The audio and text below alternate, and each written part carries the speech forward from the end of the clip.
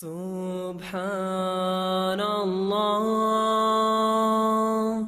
والحمد لله ولا إله إلا الله سبحان الله والحمد لله ولا إله إلا الله سبحان الله والحمد لله ولا إله إلا الله سبحان الله والحمد لله ولا إله إلا الله All thanks are due to him. En France et ailleurs, Averroès n'a aucune place dans la philosophie moderne actuelle. Les musulmans, c'est pas eux qui ont traduit toute l'œuvre et l'héritage philosophique des Grecs, n'est-ce pas, par la traduction des musulmans que ce patrimoine-là a été transmis à l'Europe. Oui, je pense que c'est très intéressant parce que ça permet de se rencontrer et puis d'échanger et de dialoguer comme ce que nous avons vécu là pendant 2 heures, où chacun a posé des questions qu'il voulait, des questions quelquefois très pertinentes et qui n'étaient pas toujours en accord avec l'islam par exemple, mais les gens ont eu des réponses. Je pense qu'il les a éclairés et qu'il leur a permis de mieux comprendre et où chacun a pu exposer son point de vue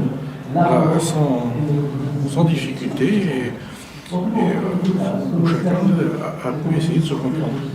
Et puis je crois justement que ça permet de faire avancer le dialogue et puis d'adopter des points de vue qui quelquefois vont plus loin que des informations partielles que nous donnent les grandes chaînes de télévision ou de radio. L'imam Aminejdi, est-ce qu'il a répondu à certaines questions que vous n'avez pas posées, mais peut-être qui t'envoient dans un coin de la tête, peut-être des questions, on y resterait toute la nuit. Je pense que là, il y a beaucoup de choses. J'ai appris des choses très intéressantes. Mais je crois que il y aura encore beaucoup d'autres questions. C'est pour ça que je reviendrai si jamais il y a un autre débat. Merci. À bientôt. Au revoir. Mon cher Dominique, d'abord je tenais à te remercier. À ton habitude, tu y réponds toujours favorablement donc aux portes ouvertes. Tu deviens donc je crois qu'on va te nommer prochainement le guide pour les visiteurs. Je voulais en fait te poser une question principale, c'est que penses-tu en fait de cette ouverture de porte de la mosquée qui se réitérera toutes les journées au moment des journées du patrimoine. Donc que penses-tu en fait de cette ouverture de mosquée à Toul? Je voulais simplement vous en féliciter. Je l'ai dit à l'instant devant cette assemblée, c'est la 2e fois après Tomblaine, 2 dimanches de suite où je participe à ces thés de la fraternité. Je connais les initiatives de la mosquée de Toul dans la régularité pour ouvrir ses portes, pour dialoguer. Eh bien, effectivement, c'est la meilleure démarche aujourd'hui, c'est d'ouvrir notre porte, de faire un pas à l'intérieur, de vaincre ses peurs ou ses préjugés et de se rencontrer au nom des valeurs de la République qui doivent nous rassembler, qui nous imposent à tous, qui que nous soyons, quelle que soit notre religion, les mêmes droits et les mêmes devoirs qui ne sont pas négociables. La maison de la République, c'est la maison de la justice avec les mêmes droits et les mêmes devoirs. Mais je l'ai précisé à l'instant, cette République n'est pas une machine froide. Elle est constituée d'un récit et d'un esprit qui s'est nourri des monothéismes, des philosophies, des spiritualités diverses. Je crois beaucoup au lien entre le spirituel et la politique.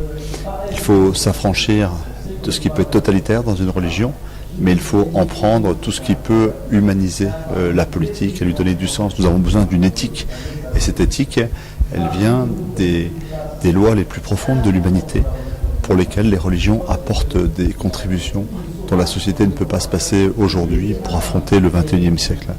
Donc je crois que s'il y a un déni des religions, alors nous ouvrons le pas au fanatisme, un fanatisme qui nourrit le terrorisme. Il faut au contraire un dialogue ouvert, franc, respectueux de chacun. Je crois beaucoup au travail d'associations comme Coexister, je crois beaucoup au dialogue interreligieux tel que vous l'avez organisé sur le Toulouse avec la communauté chrétienne et la communauté juive. Ce sont des graines d'avenir et chaque fois que je pourrai faciliter ce dialogue, en être le témoin, eh bien je le ferai de tout cœur parce que je crois profondément à notre capacité respective à réenchanter le monde, à donner du sens à nos vies et à le faire au cœur de la République. Salam alaikum, je suis votre frère Amzil Nourdine, un des imams de la mosquée de Toul. Alors on a fait ces portes ouvertes suite à la demande du CFCM à Noir-Kribesh. Et c'est une initiative qui est très positive, que tout le monde apprécie, que ce soit les visiteurs et nos amis voisins, qu'ils soient musulmans ou pas.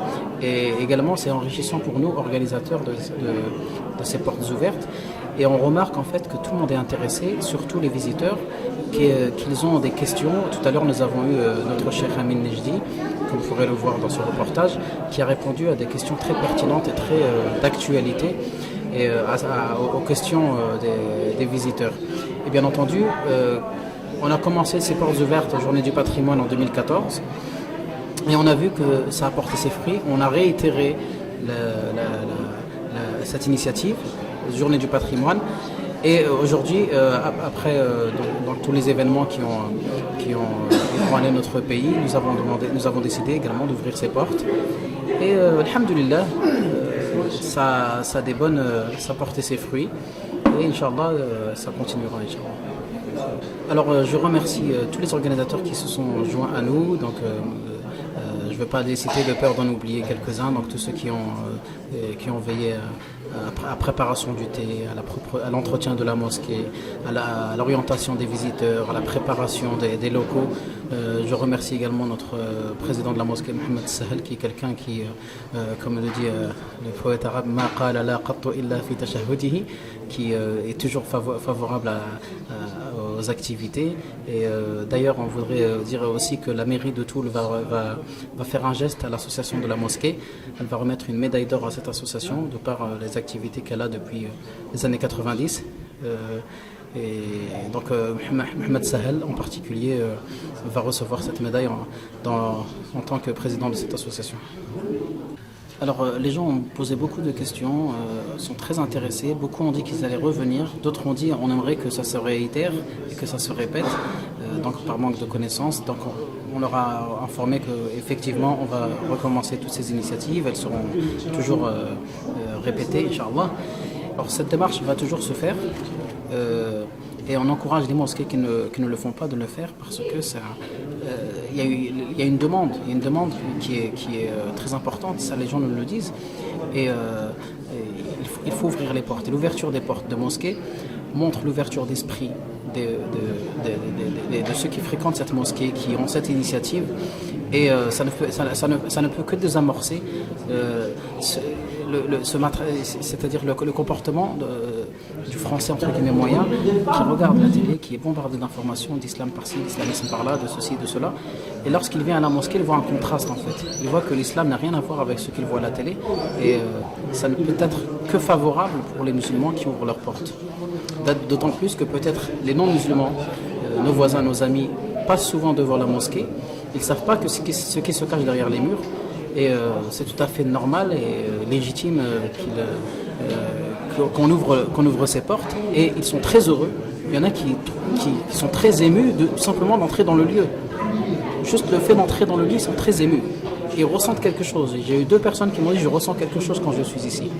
Alors Allah Azza wa Jalla dit dans le Coran le fait juste qu'il entende la parole d'Allah subhanahu wa ta'ala, les explications coraniques, les paroles du prophète, etc., ça lui fait un grand bien et il voit les choses autrement.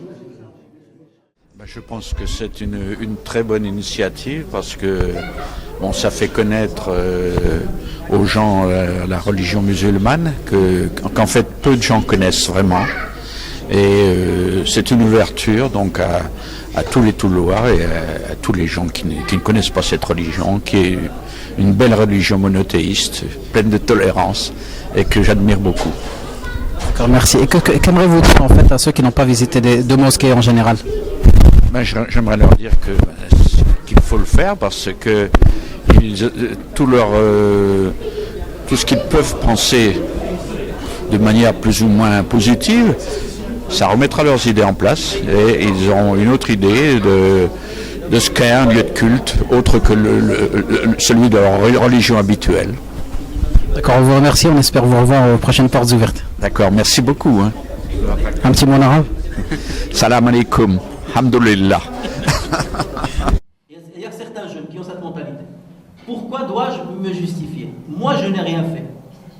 Ma religion n'a rien fait. Pourquoi je dois sortir? Parce que je suis musulman, on doit attendre à ce que je prenne la parole comme si j'étais un potentiel djihadiste ou comme si j'étais d'accord avec ce qui se passe. Eh ben, il y a certains qui disent, non, ben, dans ce cas, moi, je ne sors pas. Nous, on leur dit, non, il faut entendre raison. Là, vous tombez dans un piège. Parce que nous sommes dans un cercle vicieux.